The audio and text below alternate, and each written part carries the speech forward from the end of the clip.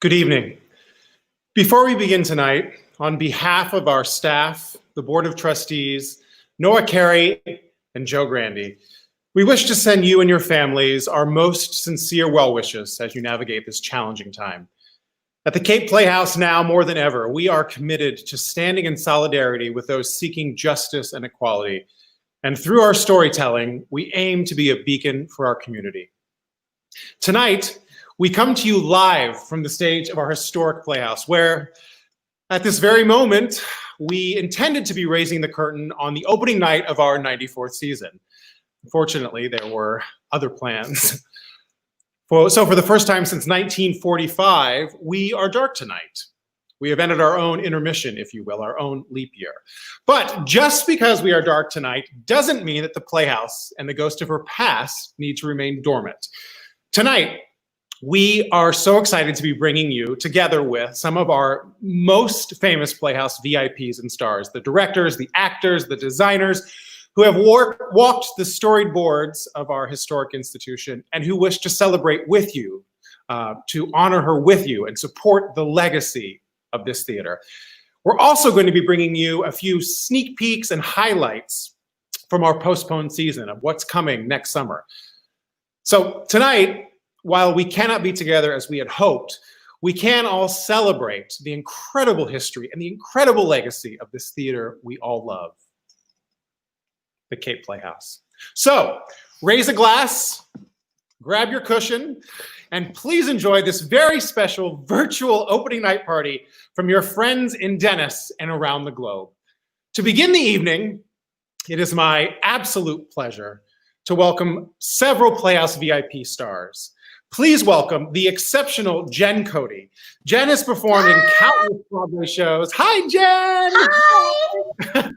Jen has performed in countless Broadway shows and appeared in, we think, 13 shows at the Cape Playhouse, including Last Winter House Lovers, Gypsy, Unnecessary Farce, Sylvia, and of course was hilarious as Dottie and last season's Noises Off. Hi, Jen! Hi! Even a pandemic can't keep me away from the Cape. Got it. You may not know this, but Jen's husband is Hunter Foster, who's directed for us and performed for us numerous times. Hunter, hey Hunter. Hi. Hunter How are was ya? nominated for the Tony Award for his performance in Little Shop of Horrors on Broadway. And at the Playhouse, he's performed in numerous productions and also directed some of our biggest hits, Cabaret, My Fair Lady, The Foreigner, Clue, Once, and $1 Million Quartet, which is coming back next season in the fall of 2021. Yeah. Hey, Hunter. Hi, how are you, man? Great. Couldn't You be look great. Thank you. Of course, we would be remiss not to follow Jen and Hunter with seasoned Broadway star, Mr. John Shear, whose Cape Playhouse credits include The Foreigner, Anya and Spike, Sweet Cherry, Unnecessary Farce, and last season's Noises Off. Hi, John. Hi, Michael. Seasoned, does that mean old? Old. How dare you? Seasoned and well marinated, my friend. Yeah, no comment. Emmy Berman, Gail Baldoni has costumed Jen, John, and Hunter numerous times at the Cape Playhouse, designing over, are you ready? 25 productions at the Cape Playhouse, which have included Sweet Charity, Legally Blonde, Kiss Me Kate, Hello Dolly, My Fair Lady, South Pacific, Spelling Bee, Gypsy, and last year's Once and Deathtrap. Hello, Gail. Hey, great to see you. Too. And last but certainly not least, director Marsha Migram Dodge was nominated for a Tony Award for her absolutely haunting direction of the Broadway revival of Ragtime. And at the Cape Playhouse, she has directed Crimes of the Heart, Accomplice, Angel Street, and last season's thriller, Deathtrap. Hey, Marsha. Hi, everybody. Oh, it's so You all look beautiful. wonderful to see you, friends. What a welcome. Just a nice to have you guys all here tonight. And if we can't have you at the Playhouse, you're sitting here on the stage on a computer screen. So, Yay. Jen and Hunter, I think the first production you actually did at the Playhouse was with a show with John. Was it not? No. No, we did Lend Me a Tenor was the first show that Jen and I did Not in that together. one. You were not in that, but you were then in Boeing together, right? Yeah. And Moon Over Buffalo. Yeah. And over Buffalo. Oh, Yeah. Yes, that's right. There's Boeing. I've seen that look many times. Still to this day, both Yes. of you. God. He practices in the mirror for those looks. You guys, I think our audiences aren't really aware that maybe that some of them are aware, but they're maybe actually surprised to hear how little time we actually have in rehearsal. No time. No time. Once we get out of New No York time. here, but back then with Boeing Boeing, you got here on Sunday night and the show opened Monday night. So Yeah. Right? I mean, Yep. I've only done one musical with that setup, and we never teched Act 2 when I did Hello Dolly. I don't think we ever did the Waiters Gallop before the show, but we would get there on Sunday. We would tech Sunday night. We'd wake up Monday, finish teching, and then whenever you ended, that was all you teched, and then you just did the show at night. Yeah, I don't It was think crazy. we finished teching Boeing. I don't think we got to Act 2, right? I think we only did Act 1. No. I don't remember. Yeah. So that must have made for some fun on stage. Crazy. I was Dear. saying, doing Noises Off was actually so hard, even though we had the extra days of rehearsal. But back then, like, you would rehearse in a rehearsal studio for the 2 weeks without any set or without any doors. And in a farce, doors are kind of part of the game, and they are part of the timing. And so we would practice the timing in the rehearsal studio by going slam instead of actually slamming a door. But because you don't really tech in time, the night of the show, the first night, if anyone of the audience was there that night, we started the show and we had never teched Act 2. So we got to Act 2 and we got to certain points, and just from rehearsing saying slam, we just said slam instead of actually slamming the door. So we would just all start giggling because we go slam. Oh, I mean that. Insane. Well, now thankfully we have an extra day, which is life changing. Oh, God. Oh, yeah, it makes all the difference in the Oh world. my God. Gail, you've done 25 productions here. How in the world you must have got back in those days? You must have not. People must not have put on costumes in something until the performance. We had one shot to put costumes on. It was really like load in and every system go. You just hold your breath and pray that all your preparation work pulls together. And when that guns to your head, people just really rallied, and it was amazing work. All those. Right. Gail, people still talk to me about, like, I know you've done so many shows here, but I think what's in people's minds recently is your amazing design and work on Gypsy at the Playhouse. How incredible that was.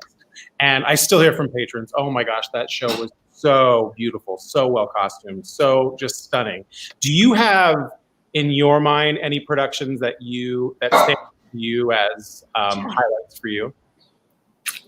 I mean, all the shows, it's just such a collection of hustling in New York, getting it together, doing the fittings, planning, and, the Cape is its own special place. There's not a lot of space, there's not a lot of, you're kind of isolated, and you've got to come in with the show ready to go. Right. I think also some of our patrons don't realize that we rehearse all of these. So like you were just saying, we rehearse in New York. So we have only 2 weeks of rehearse in New York, and then we come to Cape Cod and on a Sunday, and the show is up and running now Wednesday, but back then on a Monday. So you had like 1 day by the time you got here to get the show up and running.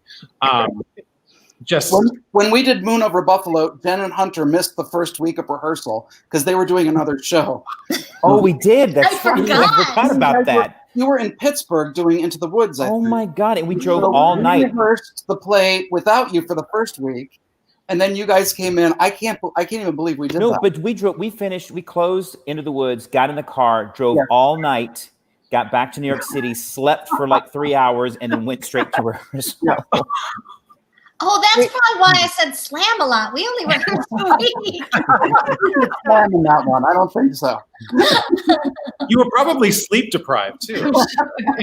That was the show where John Shear didn't bring flowers to put in Gertie's dressing room, and we were in tech, And everyone always says, like, don't make her mad. And we were in tech, and books flew off the bookcase right onto the stage. Just flew. Nobody was near that bookcase. Yeah, that was some unhappy intern backstage. So, Jen, that's a good segue, because for those of you who don't know, the patriarch of our theater is Miss Gertrude Lawrence. Mm-hmm. And her dressing room, I'm sitting here looking at it right now, has a shelf that typically we always have flowers, fresh hydrangeas, sitting for her. So, John, you had forgotten to fill them? Well, I don't remember that part. The thing that I do remember is when I did my one and only there in 2002, I did something. I put somebody else's face on her picture. There's a beautiful picture of her as in The King and I. Yeah. And I think I put Patrick Quinn's face over her or something like that. And I went to take my curtain call that night, and this huge wooden piece of scenery fell like 2 feet behind me. Nobody knows how it happened. And if I had been standing 2 feet upstage, I would not currently be talking to you, which you might all be happy about. I don't know. So she spared your life. Right, exactly. She spared your life. She did. Arsha, you've directed all over. You've directed in basically every major regional theater in the country. Almost. Yeah. What is it about the Cape Playhouse for you that is so special? Well, I've prepared a little speech for that answer. I would have to say the storied tradition of summer stock, the bucolic setting, joining a community of revered artists, present company included, and of course, lobster rolls. Oh, what's your favorite lobster roll of all the lobster rolls? Oh, no, just butter. No butter. Butter, no mayo, no other things. Just the buttered toasted bread holder thing, bun, and then fresh lobster, just butter on there.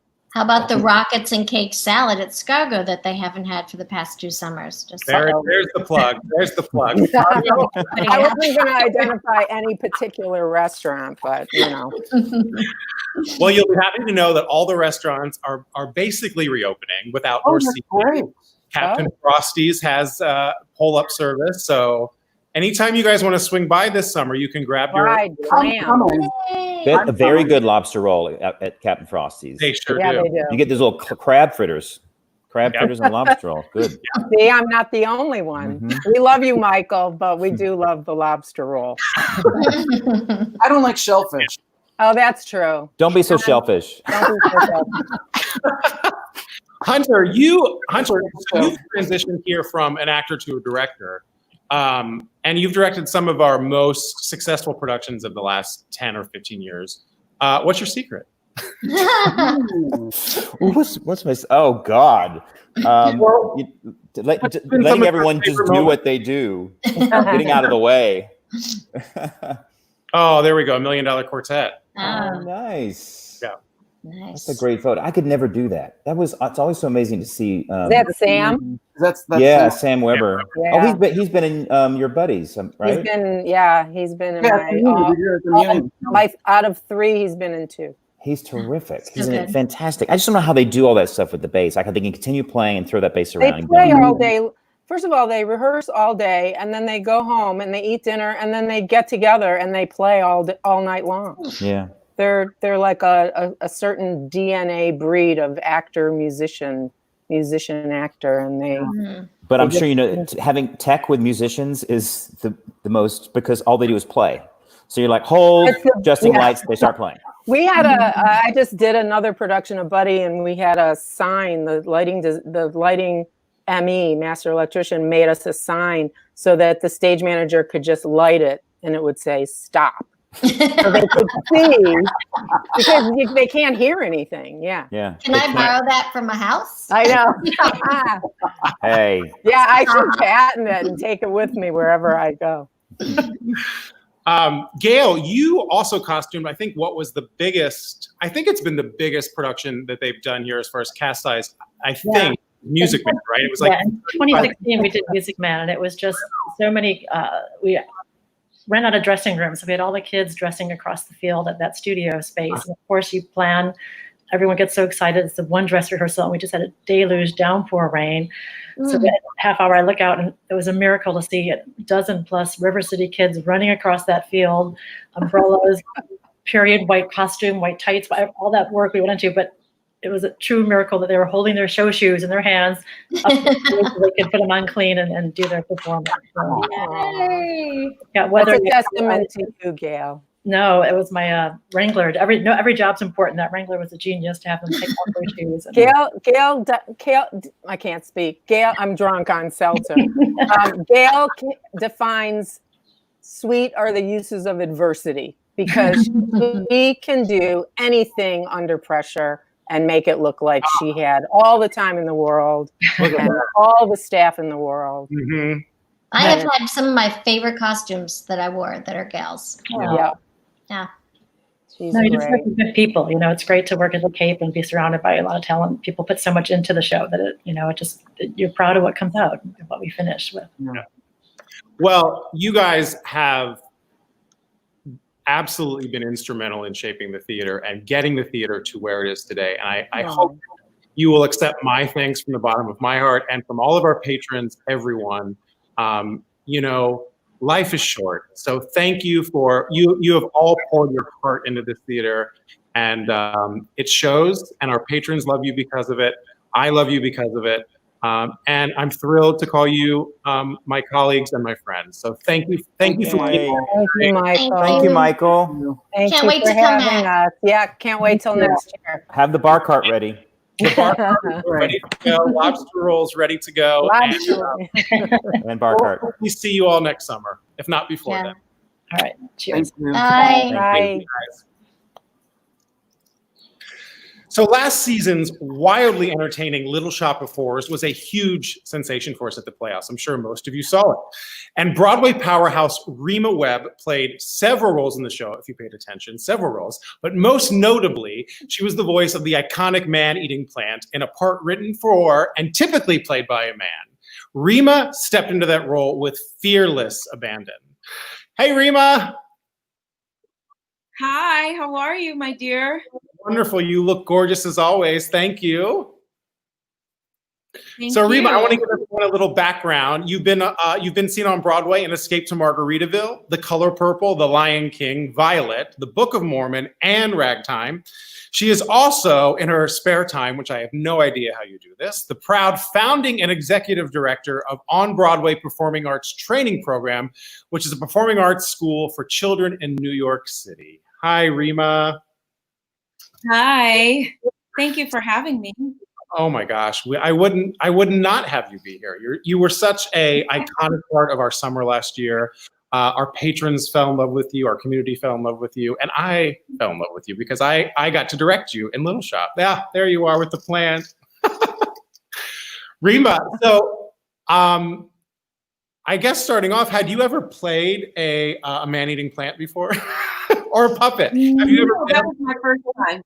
Nope. That was my first time playing a man-eating plant. What was it like stepping into a role?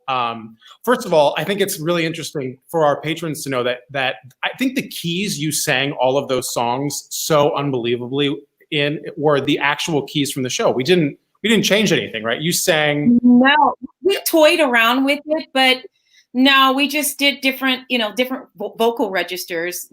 And Right. So you guys were great. You gave me license. You were like, well, do that here, but if you want to play with it and do that. So it was actually in a perfect range for me for my lower and my upper range. So it was a good thing. Well, you certainly blew the roof off our theater. We're still repairing it. Oh my God. I remember I love that.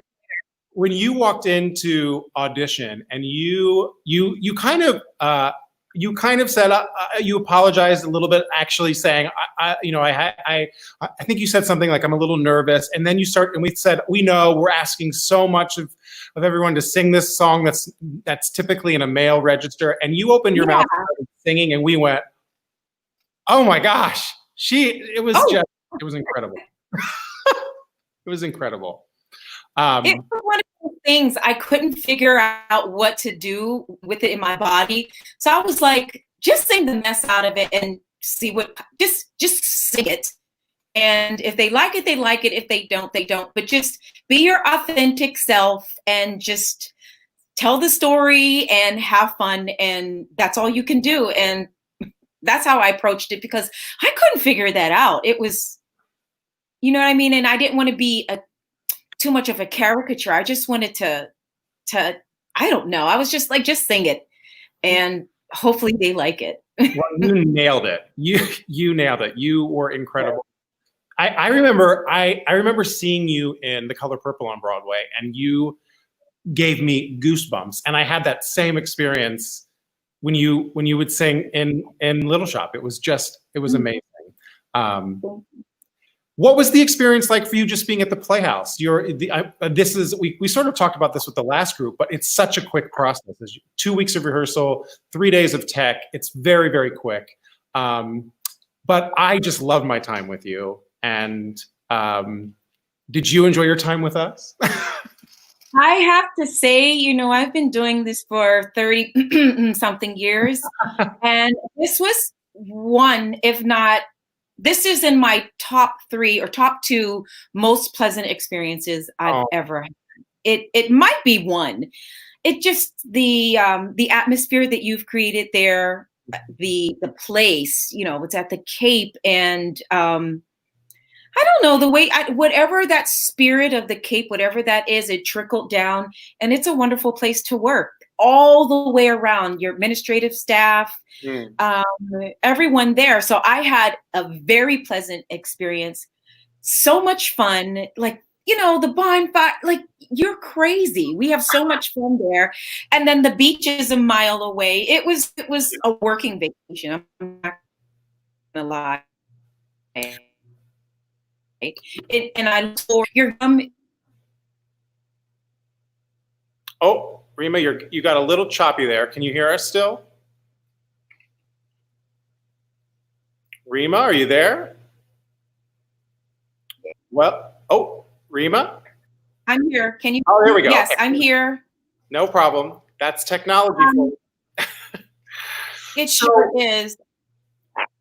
Rema, you did a production of Bill Finn's A New Brain. Yes. With at City. with Jonathan Groff, and was such an incredible production. And you have a song in that show that I selfishly love, but I think you enjoy it as well. And I am just so thrilled that you are willing to sing a little bit of that for us tonight. Do you want to give a little background on that production and what that was like for you?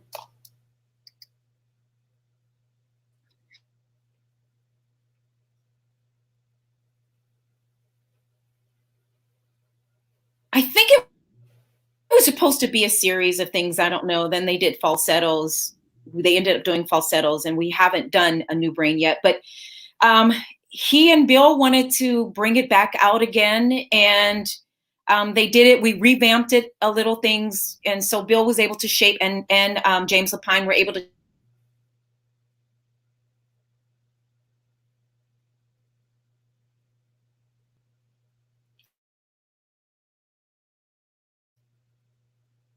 shape it, redo, like the beginning is a little different. And we went in and redid the CD as well. So some lyrics are changed from the original. So it was just, I think a new song was added as well. So it was a chance for Bill and James to go and tweak it. Right. Amazing. Well, would you so honor us with the song? I will. Wonderful. So here we go. Take it away, Rema. Hey, mister. Hey, you.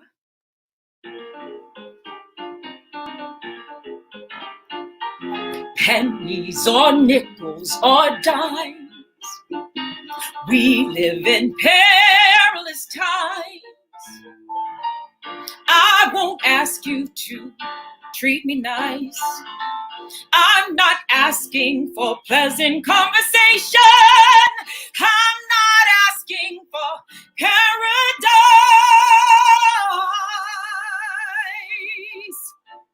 All I'm asking for is change.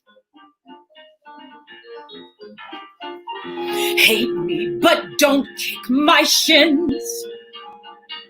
I'm where your kindness begins. Please, folks, do not spend time with me. I won't ask you to treat me like your mother. I'm not asking for sympathy. Yes, all I'm asking for is change. Change the government, kill the mayor. It's unfair how lives evaporate. Change the system that made us what we are. I don't ask for hugs, just need money to buy my drugs. And if you folks pay, I'll go away.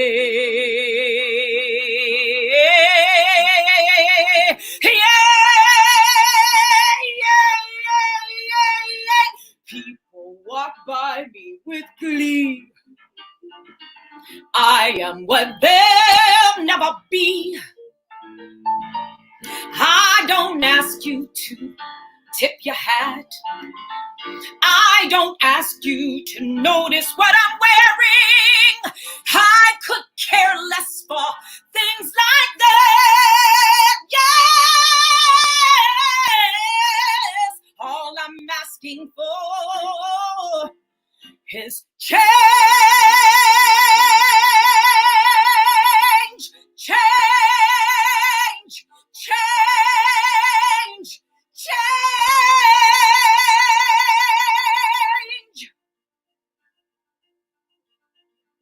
Pennies or nickels or dimes. We live in perilous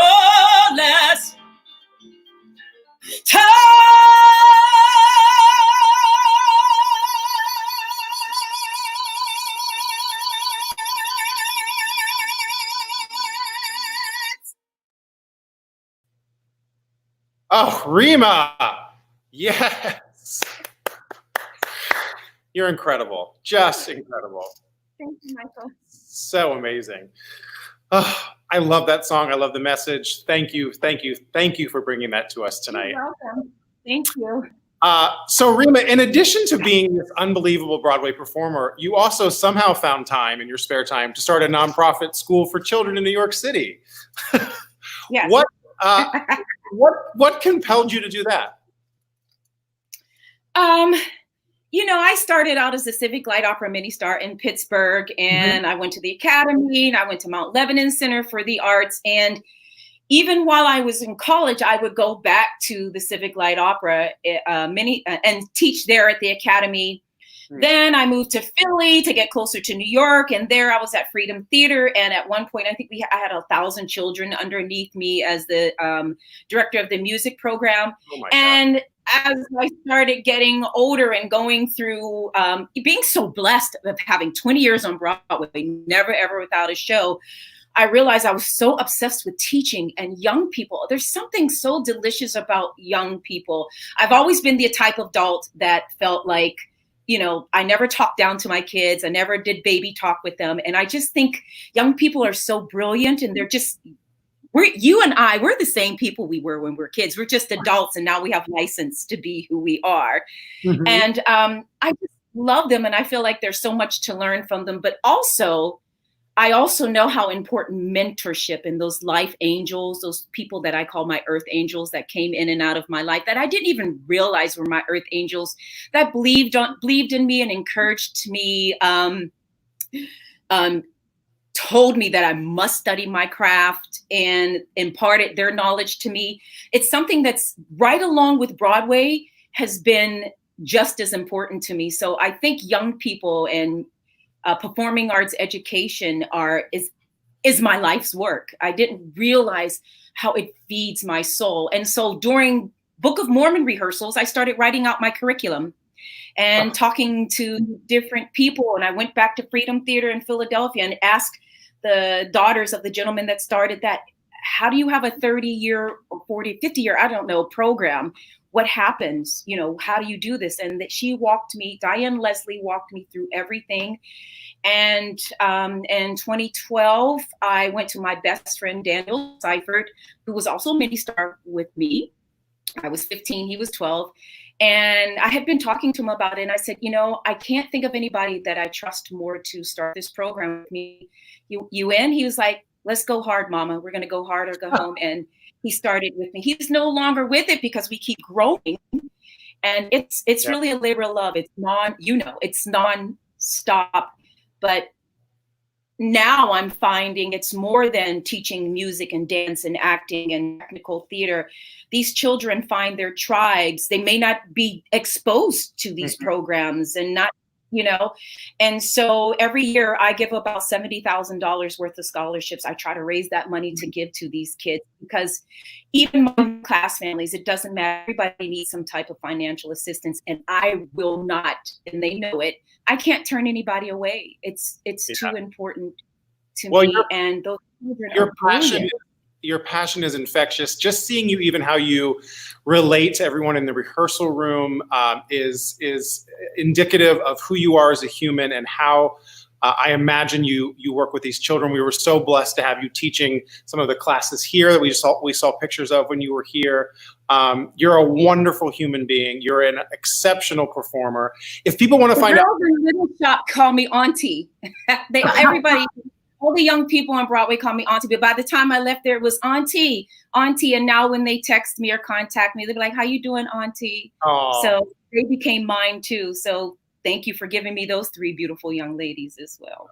Well, we've got right there on the screen, over there is the web address for your school. And if anybody wants to find out more information about it, please go there. Rema, thank you for everything you've brought to our Playhouse, to our community. We cannot wait to have you back sometime soon. And thank you so much for joining us tonight. I love you from the top of your head to the bottom of your feet. Thank you, Michael. Thank you, Rema. Thank you. Have a good one. You too. So transitioning to next year, God of Carnage, coming up in 2021, is one of the most successful Broadway comedies of late and the 3rd longest running play on Broadway since the 1990s. It was awarded the Tony Award and the Olivier Award for the Best Play and Comedy, and it has also been made into a major motion picture and produced literally all over the world. Still, many people are unfamiliar with the play. So tonight we wanted to provide you with a little sneak peek, a little behind the scenes, raise the curtain of what's to come with God of Carnage. So we are joined by the director of God of Carnage, Mr. Matt Lenz, whose Broadway credits include Charlie and the Chocolate Factory, Hairspray, Catch Me If You Can, The Velocity of Autumn, and Beauty and the Beast. At the Cape Playhouse, Matt has directed Art, Sylvia, The Importance of Being Earnest, and will be directing, of course, God of Carnage next summer. Hi, Matt. Hi, Michael. How are you? Oh, wonderful. Now that I'm seeing your face, so great to see you. Likewise, likewise. Also joining us are cast members from the upcoming production, 2-time Tony Award nominee Miss Kate Baldwin, and star of the hit TV show Madam Secretary, Tracy Chimo. Yay! Hi, guys! Hi, you guys. Hi. Oh, it's so great to see you. So good to see you all. Matt, I'm going to start with you because this play is, I mean, we have been reading it and auditions and everything, literally rolling on the floor laughing with this play. So funny, but it's still somewhat unknown. Yeah. What appeals to you about the show? What appeals to you about the humor, about the story? Yeah, well, it's a real roller coaster ride. I sort of liken it to, you know, those first few minutes on a roller coaster, you're kind of just a little benign, and then once the bottom drops out, all bets are off. It goes from one of the most civil sort of, you know, comedies of manners, right, to complete chaos. And it's sort of an 80-minute breathtaking ride. You can't get off, and nobody does. Pretty much everybody, all 4 characters are pretty much on stage for the entire 80 minutes. And it's like watching this, you know, amazing jazz quartet or something. And Yasmina Reza just writes intelligent comedy like nobody else does. And if you liked art, you're going to love this. I mean, it's the same kind of literate dialogue and great, really smart characters, behaving badly. So. And who doesn't love someone behaving badly on stage for 90 Yes, when you can just be the fly on the wall. Speaking of behaving badly, we have two of the stars from the show, Tracy Chimo and Kate Baldwin. Hi, Tracy. Hi, Kate. Hi, Michael. Guys. So, funny story. Tracy and I, we go way back. When we were probably 20 years old, we met. We were in a national tour together. Kate, I've known about you for obviously many years because you're exceptional, and I couldn't be more thrilled to be bringing you. And surprise to everyone watching, Kate actually plays opposite her real life husband in the show. So cool. Kate and Graham, her husband, will be coming to the Playhouse. Kate, have you guys? You've worked together before on several things, right? Yeah. But never. Yeah. Yeah, we've done some musicals together. In the past, we've done Irving Berlin's White Christmas. We did Bells Are Ringing together a couple of years ago. We also did a two-hander, a wonderful play called Constellations, a couple of years ago together as well. But I think the most fun we ever had was a production of A Little Night Music, where we got to play crazy people. And so we're really looking forward to God of Carnage because we get to put on the crazy hat again. So it's so much fun to, be in a make-believe place and get to sort of like, go for it and then go home and be like, oh, thank God we're not that crazy. I'm very sane now. Makes you feel good about yourself. Yeah, it does. It actually makes us feel good about ourselves. Like a play like Constellations, which is so beautiful and so heartfelt, and we were like sobbing in each other's arms all the time. We'd go home and be like, that's not fun. It was hard and emotional, and you can. But a comedy, and especially with Tracy and with Jason Babinski, who's also such a fantastic actor, it's going to be so much fun. It's going to be like an amazing 4-way boxing match. Oh my gosh, totally. I love your analogy of a roller coaster because it's so funny and so great. That's perfect. Yeah, and you can't get off the ride. You're trapped. Right. Tracy. Just when you think somebody will. Just when you think somebody will recover.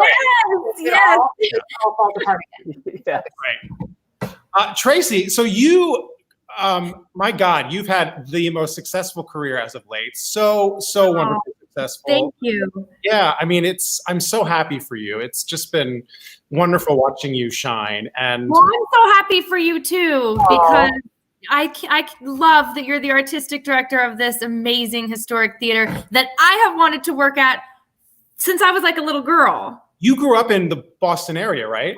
I did. I grew up in the North Shore, Saugus, Massachusetts, about 15 minutes north of Boston. And we would summer in Dennisport. And I knew all the theaters around there. And your theater is the one that I always, especially when I was little, would be like, wow, wouldn't it be cool if we could like go see a play there? So now I get to like act in a play there. I'm so proud of you. Well, I'm just so thrilled this work. We've been trying to get Tracy here for a little while and scheduling, and this is it's so wonderful this worked out, and especially in this unbelievably funny show. It's just we were doing a little bit of auditions and reading through it, and I mean, you had me rolling on the floor. I mean, it's just. Well, I love her so much. I love Annette. I think what I love so much about, and Kate, I wonder if you feel the same way.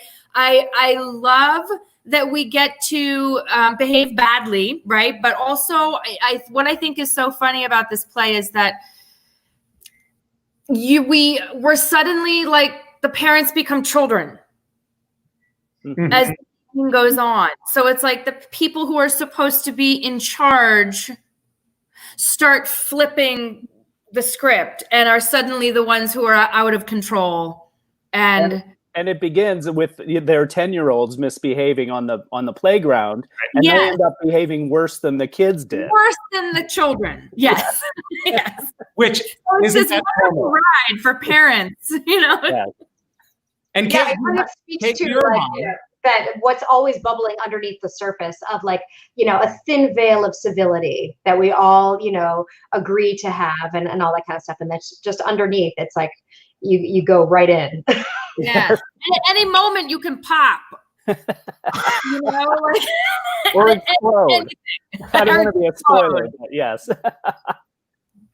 Well, we cannot wait to have you here next summer, guys. And so thrilled to have this, I mean, unbelievable cast, unbelievable director. Totally. Totally, exactly. It was the delay. Blame it on the delay. Blame it on the delay. Totally. We will have rosé and lobster rolls awaiting you, and we cannot wait. Yes. Yes, please. Thank you, guys. We cannot wait to be there. Thank you, Michael. Thank you, Bye, Matt. Michael. Great job. Bye, Good to see you guys. Bye. So our 2018 production of South Pacific was a big hit for the Playhouse. If you guys were there, you remember long lines, box office records being broken, sold out crowds night after night after night. It was a really, really special production for us. And tonight, we are joined by the star of South Pacific, our very own Nellie Forbush, Miss Becky Gulsfig. Becky's Broadway credits. Hi, Becky. Hello. Becky's Broadway credits include Hairspray, Legally Blonde, School of Rock, and most recently, and I saw her do this, starring in the Broadway smash hit, Come From Away. Becky will be joining us next season as Milo Davenport in our production of American in Paris. Hi, Becky. Hello. How are you? I'm good. Thanks for having me. Oh my gosh, thank you for joining us. You look radiant as always. Well, it's a party. It is a party. Champagne is coming shortly, I hear. I love it. I'll just drink it through the screen. Yeah, exactly. Becky, you're so beloved by our community for South Pacific and your performance. And as I alluded to already, it was such a special production for me. Everything just that production was so special. Everything came together really well. The cast was really great. The design was gorgeous. It was a really beautiful production. You had 2 weeks of rehearsal to do that role and about 2 days to do that tech. Had you ever worked in a process before that was that quick?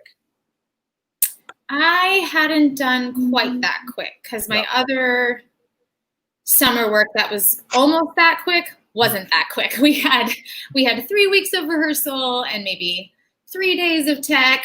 So this was the zippiest for me. The zippiest. I like that. It was very zippy.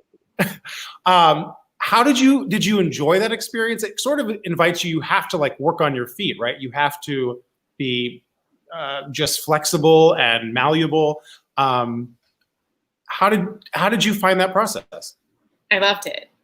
Did you? I think if you do theater for a living, you kind of have to thrive on some of that last minute panic because nothing ever goes as planned. You never have as much time as you want. Right. Even if you have weeks planned, something is rushed, something is late or doesn't work or something goes wrong. And in this case, it's all hands on deck. It's like a sporting event. You just got to go and you got to work together and make it happen.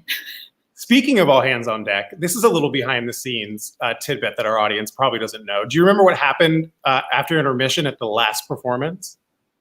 When you're up on stage?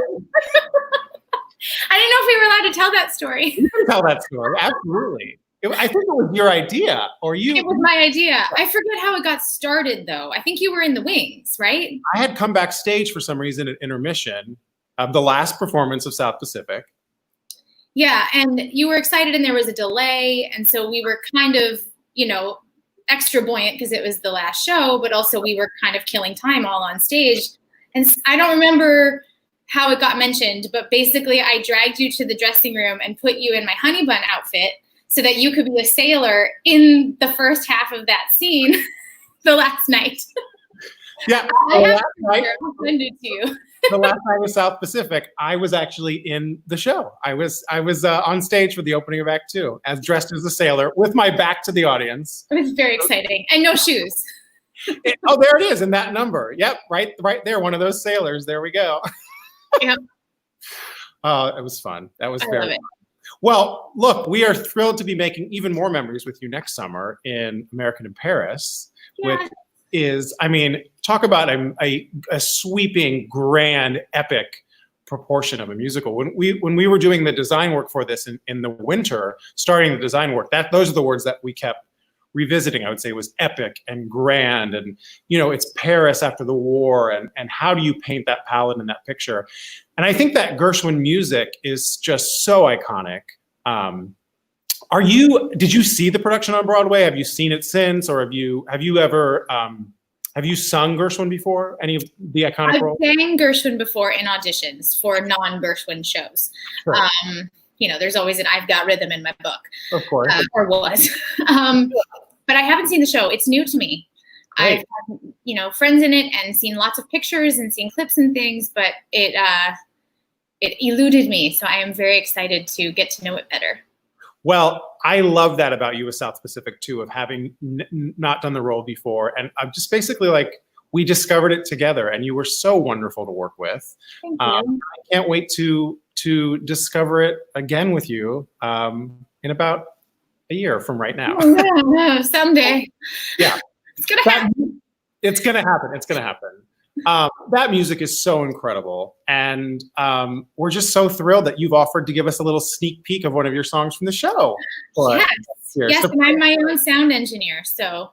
Well, these are the times we are in, Becky. These are the times. I know. We're all so fancy at our kitchen counter with our own little speaker plug-in. So this is the song Shall We Dance, the Gershwin Shall We Dance, not the King and I Shall We Dance. Correct. Great. Yes. Great. Let's take it away, Becky. All right. Let me turn my speaker on.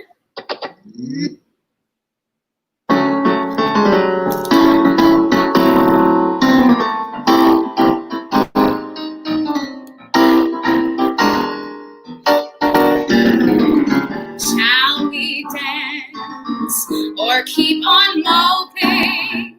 Shall we dance and walk on air? Shall we give in to despair? Or shall we dance with never a care? Life is short, we're getting older. Don't you be an also ran. You better dance with the lady, dance, little man.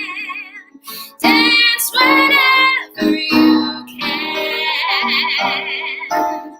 Drop that long face, come on, have your fling. Why keep nursing the blues? If you want this whole world on a string, put on your dancing shoes, stop wasting time. Put on your dancing shoes, watch your spirits fly. Life is short, we're getting older.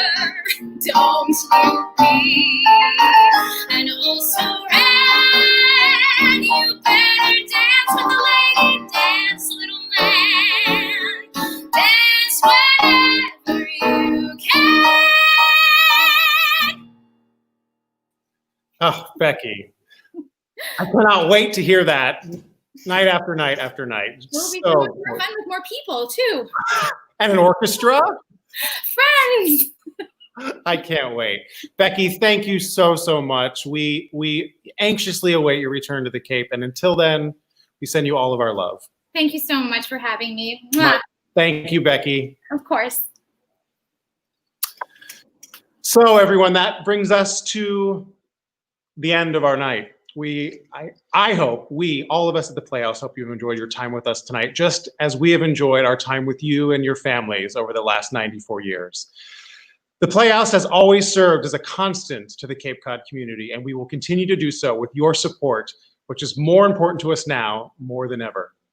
Private Lives, a tribute to Gertrude Lawrence, may have been set to open tonight, but we are very, very pleased that Private Lives and the rest of our blockbuster 2020 season, including God of Carnage and American in Paris, Always Patsy Cline, Grease, Murder on the Orient Express, and $1 Million Quartet will still grace our stage next summer. And wait until you hear about some of the cast members we have lined up for you. They are unbelievable.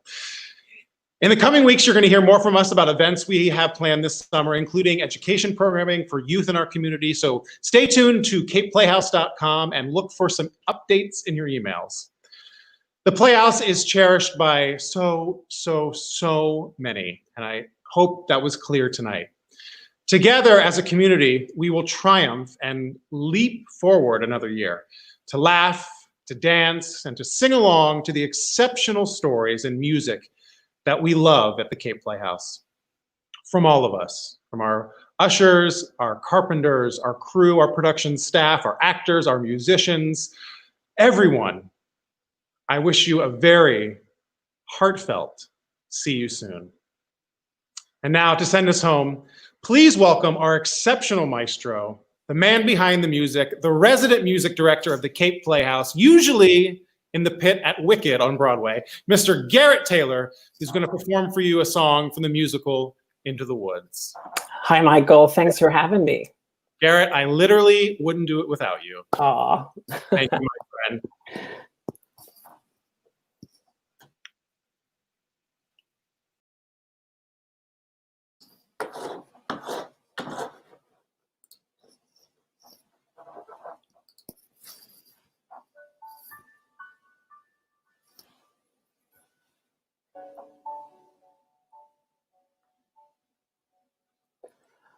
How do you say to a child in the night, nothing's all black, but then nothing's all white? How do you say it will all be all right when you know that it mightn't be true? What do you do? What do you leave to your child when you're dead? Only whatever you put in its head. Things that your father and mother had said, which were left to them too. Careful what you say.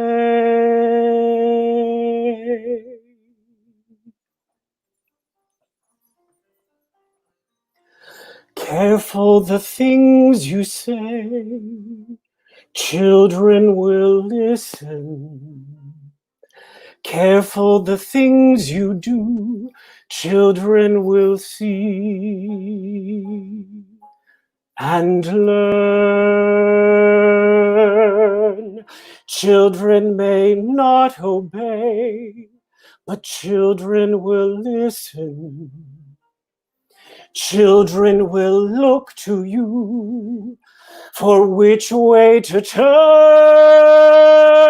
and learn what to be. Careful before you say, listen to me. Children will listen. Careful the wish you make. Wishes are children. Careful the path they take. Wishes come true, not free.